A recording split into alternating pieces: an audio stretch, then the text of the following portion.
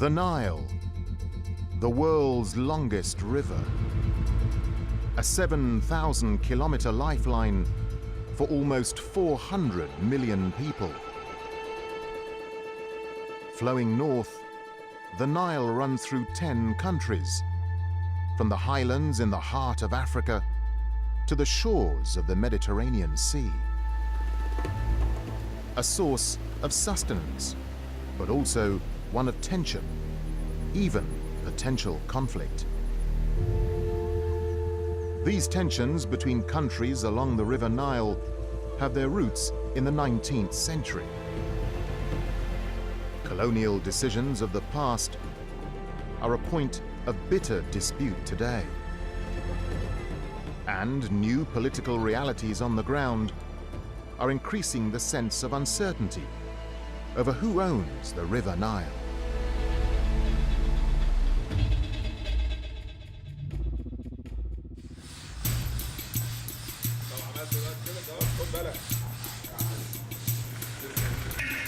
In September 2005, a team of explorers set off on a unique journey up the Nile River.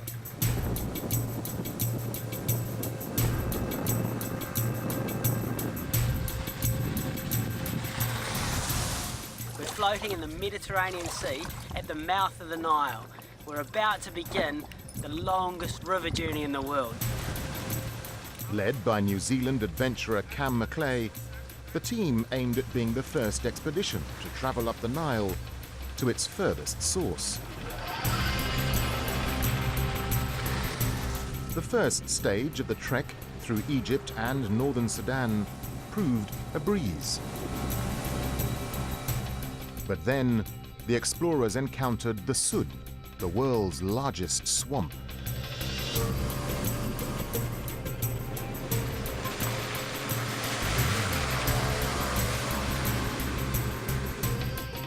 In southern Sudan, it goes into this massive swamp area.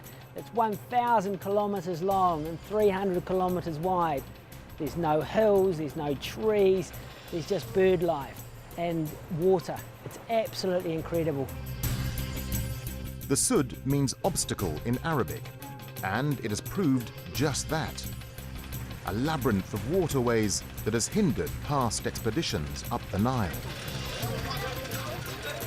Macleay's team managed to navigate their way out of the swamp. After 90 days of travel, overcoming tremendous obstacles, they eventually arrived in Rwanda. At a tiny spring which they determined to be the southernmost source of the Nile. Yeah. Thank you.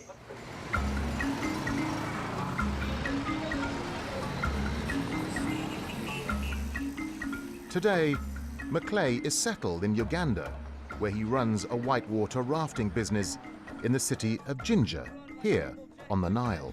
So when you put on your life jacket, it's good. It might not fit you to the people. 1, 2, 3.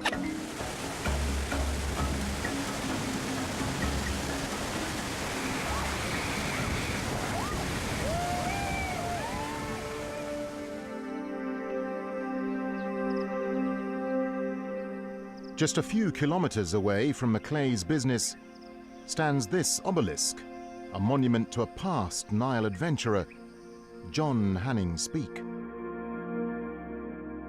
Speke was a British explorer who arrived here almost 150 years earlier in 1862.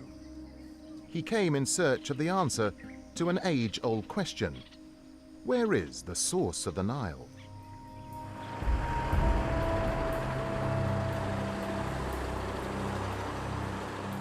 The Royal Geographical Society in London was established in 1830. It houses the maps, navigation tools, and personal belongings of famous explorers from the 19th century. Men who were in the grip of a romantic obsession to discover the source of the Nile.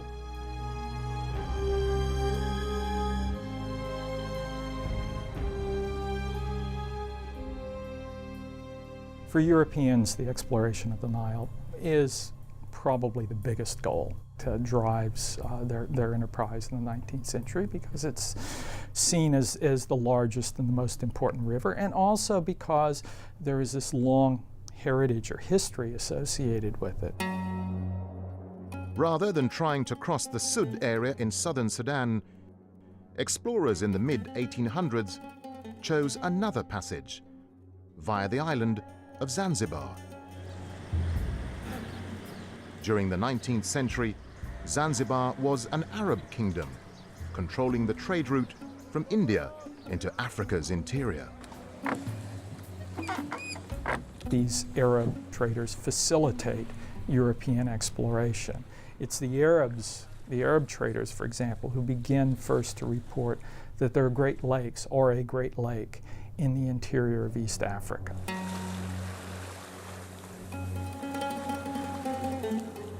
Based on this information, the Royal Geographical Society sponsored expeditions into the heart of Africa.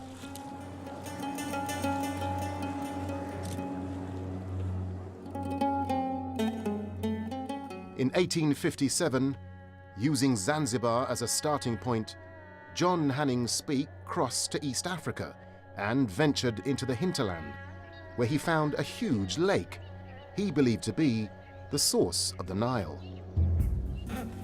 3 years later, on a new expedition, he traveled around this lake, today known as Lake Victoria, to discover the Nile flowing out from its northern side. A roll call of famous explorers ventured into the continent's interior to build on Speke's discovery. Men such as Samuel Baker, David Livingstone, and Henry Morton Stanley helped complete the picture about the true source of the Nile. Back home, they were lauded as heroes, with monuments built to honor them. But others saw them differently. It was mistakenly called discovering. In most books in the past, they used to say Speke discovered the Nile, as if he was the first human being to see the Nile, when actually he was the first European to see the source of the Nile, but not to discover it, because he was even shown the source of the Nile by the Africans here.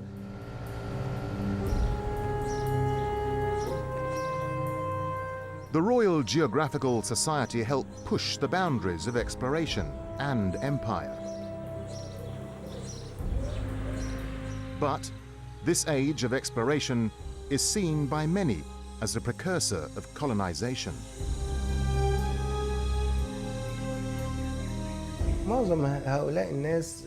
Most of these people were explorers, but intelligence services in their own countries made use of their experiences. They were not only British, but also Belgians and French. They observed the people and the situation in these areas. They then passed this information on for colonization.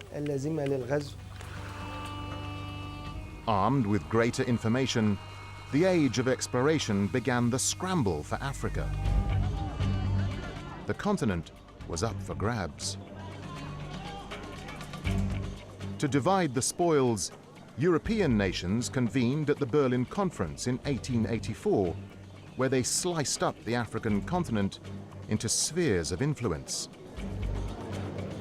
Britain had formerly occupied Egypt 2 years earlier in 1882 to control the Suez Canal, the strategic route to India, the jewel in the crown of the British Empire. In Berlin, it was decided the Nile Basin region would fall under British rule. When the British took control of Egypt in 1882, they very soon realized that they had become rulers of a society that were totally dependent upon the Nile. So they understood from the very beginning that the economic development and political stability of Egypt depended upon Nile control.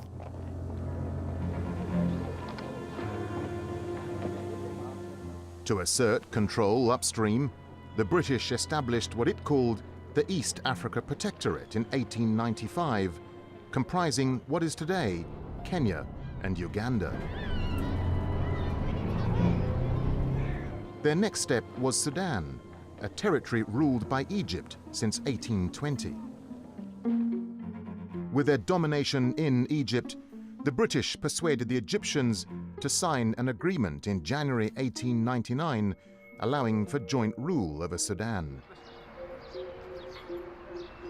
In reality, joint rule was a fig leaf for British command. Here in the presidential palace in Khartoum, to this day, a museum houses portraits of former governors of Sudan. The paintings are testament to a time of British dominion. The British mastered the art of ruling Sudan. They completely sidelined the Egyptians. The Governor-General was British, the commander of the army was British, and so were all the high-ranking officials in the administration.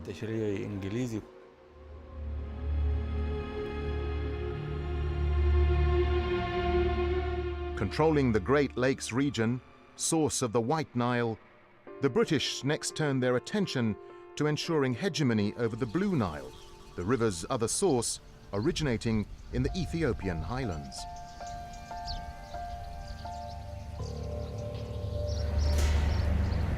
In May 1902, the British signed an agreement with Emperor Menelik II of Ethiopia, in which he promised not to build any dam that might affect the flow of the Blue Nile to Egypt. Feeling they had secured the full length of the Nile, Britain's decision-makers in London began to put in place the next phase of their master plan, economic gain. From quite early on, the British also decided to transform Egypt into a cotton farm for the textile industries of Lancashire in England. British reliance on Egyptian cotton began to increase.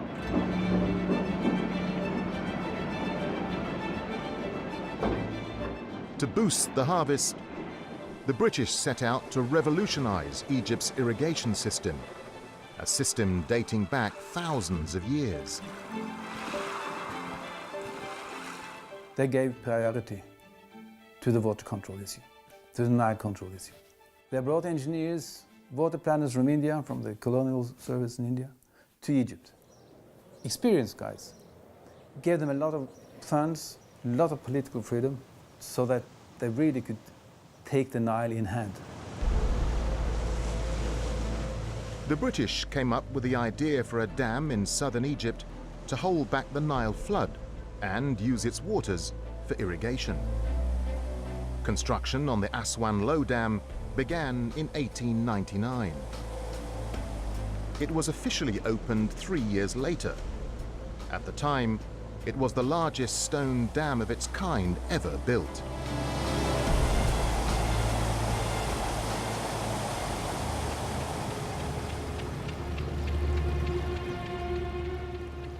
Britain wanted to ensure the full flow of the Nile reached Egypt to maximize cotton production.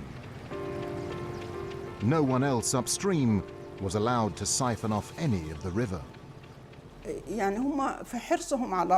Strict orders were laid down regarding the use of the Nile water because the British were concerned about Egypt. For example, they banned Sudanese farmers from using water pumps unless they obtained permission from the Egyptian Irrigation Authority.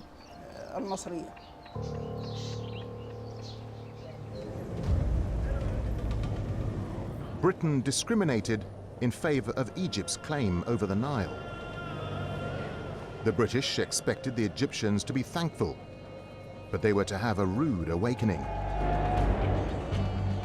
In 1919, following the end of the First World War, the Egyptians revolted against British occupation and demanded complete independence.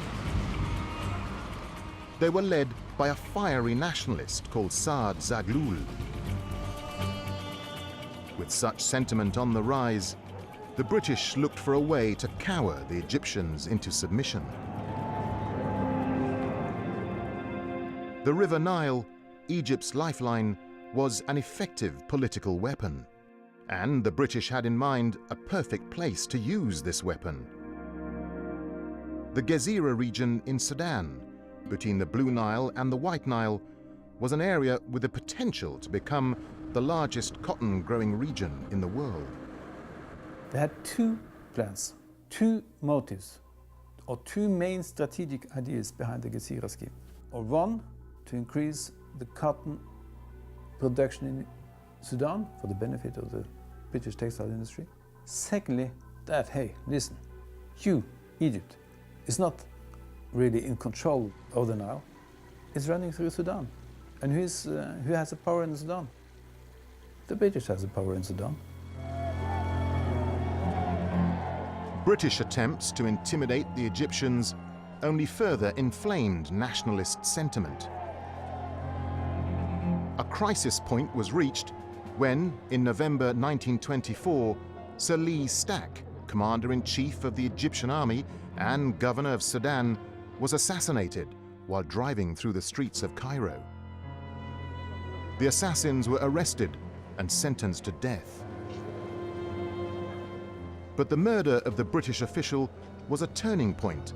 London now found its reason to implement the Jazeera scheme.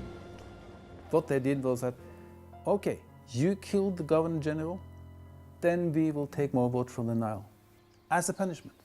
So this was the first time in practice an upstream power punished the downstream power Egypt with the water weapon. Britain's trump card was the Sennar Dam, completed in 1925. Built on the Blue Nile in Sudan, it would help the irrigation of the Jazeera area. But it also delivered an ominous signal to the Egyptians.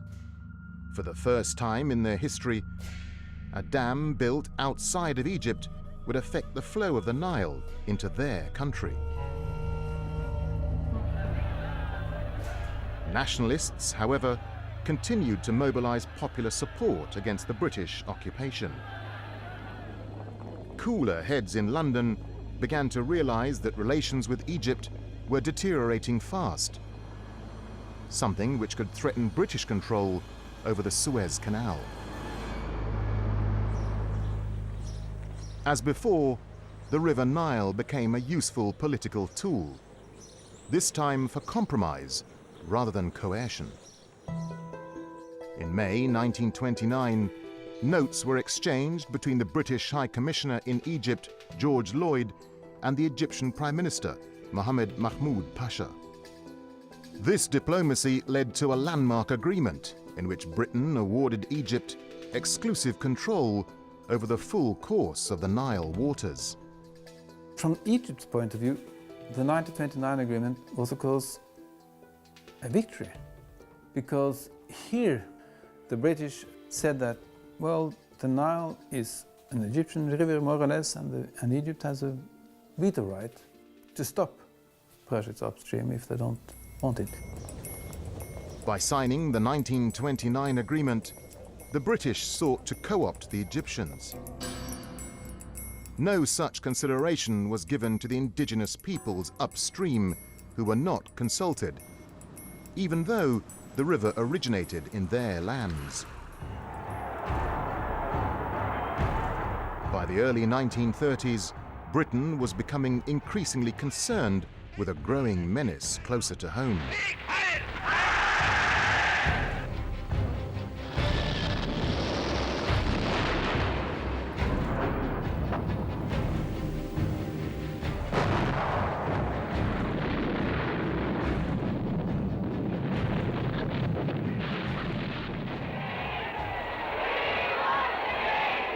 At the end of World War II in 1945, Britain was no longer the mighty empire that could claim control over large parts of the world, such as the Nile Basin. After the Second World War, Britain came out of the war injured. British economy came out very much devastated, and the USA now became the world power. The United States stepped forward to assert itself more boldly on the world stage in places formerly controlled by the old empires. In 1953, US Secretary of State John Foster Dulles became the first high-ranking American official to visit Cairo. Dulles offered financial support for the construction of a massive new dam on the Nile in southern Egypt. But 3 years later, the offer was withdrawn. The Americans had become suspicious of Egyptian President Jamal Abdel Nasser's non-alignment policy. At the same time, the withdrawal of the offer provided an opportunity to undermine British influence. John Foster Dulles and the American government, they understood quite clearly that one way of crushing the influence of the British imperialists in this area was to make them powerless when it comes to the Nile question. It became clear that to everybody that it was the Americans who decided, and the British had to just follow what they said. Despite the withdrawal of financial support for the construction of the Aswan High Dam, Nasser chose to push ahead. In July 1956, he nationalized the Suez Canal Company to provide funding for the project. The takeover stunned British and French shareholders in the Suez Company. The British, still ruling parts of East Africa, had a secret plan of retaliation. The plan would involve using the Owen Falls Dam in Uganda to cut off the flow of the Nile upstream in an attempt to force Nasser to give up the Suez Canal. The scheme was never adopted, since the ensuing drought would take too long to have its effect on Egypt. Britain wanted more immediate action, so they reverted to a more obvious method: boots on the ground. In 1956, Britain and France, with Israeli collusion, invaded Egypt in a bid to seize back the canal.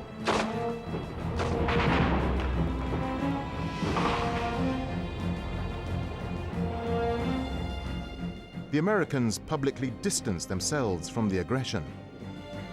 The United States was not consulted in any way about any phase of these actions, nor were we informed of them in advance. It is our hope and intent that this matter will be brought before the United Nations General Assembly. There, with no veto operating, the opinion of the world can be brought to bear in our quest for a just end to this tormenting problem.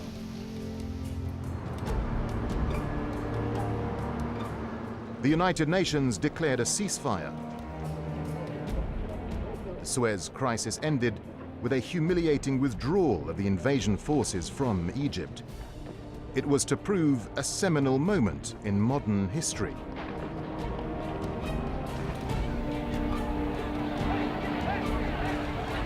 The sun was setting on the British Empire. Colonialism was on the decline. In Africa, nations began to gain their independence, among them Nile upstream countries. The winds of change were blowing, creating new states and new demands for a share of the waters of the Nile.